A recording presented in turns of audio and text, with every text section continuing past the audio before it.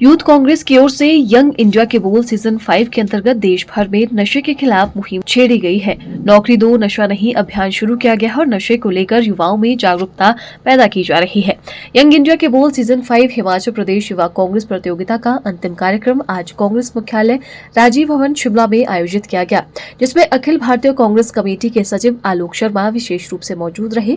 इस दौरान आलोक शर्मा ने केंद्र सरकार पर निशाना साधते हुए कहा कि युवाओं को 2 करोड़ नौकरी देने का केंद्र सरकार ने वादा किया था, जिसे पूरा नहीं किया गया है। युवाओं से केंद्र की सरकार ने धोखा किया है। देश और प्रदेश में युवाओं में नशा तेजी से फैलता जा रहा है। हिमाचल प्रदेश में भी युवा नशे के दलदल में फंसते जा रहे हैं। केंद्र सरकार ने आपदा में हिमाचल प्रदेश को मदद नहीं की, जिसके चलते प्रदेश को आर्थिक तौर पर बड़ा नुकसान हुआ, जिसका असर रोजगार पर भी पड़ा है। उन्होंने कहा कि कांग्रेस शासित राज्यों के साथ केंद्र की भाजपा सरकार सौतेला व्यवहार कर रही है। यूथ कांग्रेस पूरे देश भर में नई प्रतिभाओं के चयन के लिए, उनको आगे लाने के लिए, जो भी करंट के हमारी समस्याएं और विषय हैं, खास तौर पर जो राष्ट्रव्यापी युवाओं से जुड़ी हुई समस्याएं हैं, उनसे संबंधित विचार गोष्ठी और वक्तव्य का हम काम करते हैं।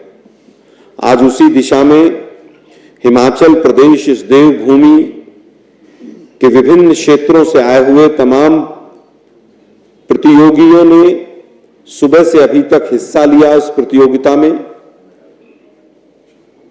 सबको बोलने का मौका मिला। आईवाईसी का एक जो मुख्य प्रोग्राम चल रहा है कि नौकरी दो नशा नहीं, इसी के ऊपर आज का वक्तव्य पूरा आधारित था। और मुझे बहुत खुशी है ये बताते हुए कि हमारे जो युवा साथी हैं वो न केवल हिमाचल से संबंधित बल्कि राष्ट्रव्यापी जो समस्याएं हैं उनसे संबंधित तमाम चीजों से भली भांति परिचित हैं।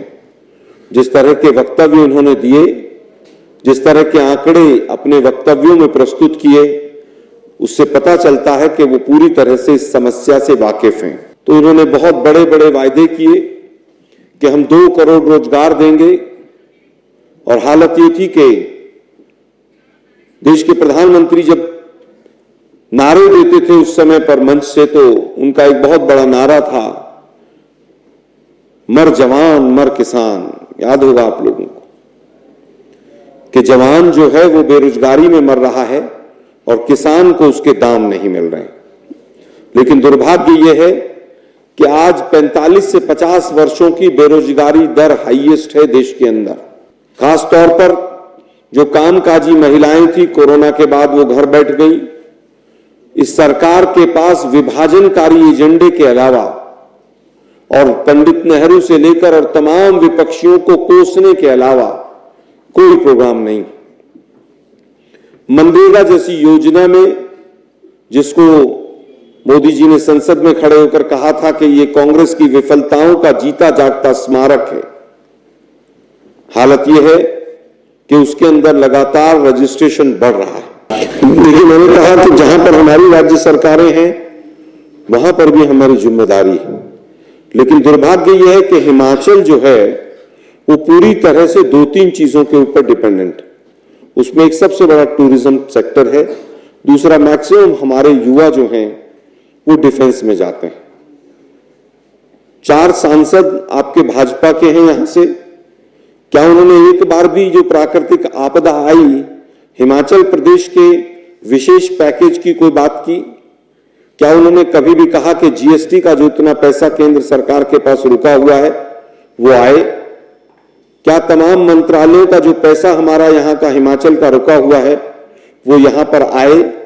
इसमें अगर कहीं पर कोई रोड़ा बन रहा है तो वो केंद्र सरकार की तरफ से जो हिमाचल का हक है, वो हिमाचल का हक हिमाचल को अगर मिलेगा तो रोजगार सृजन होंगे।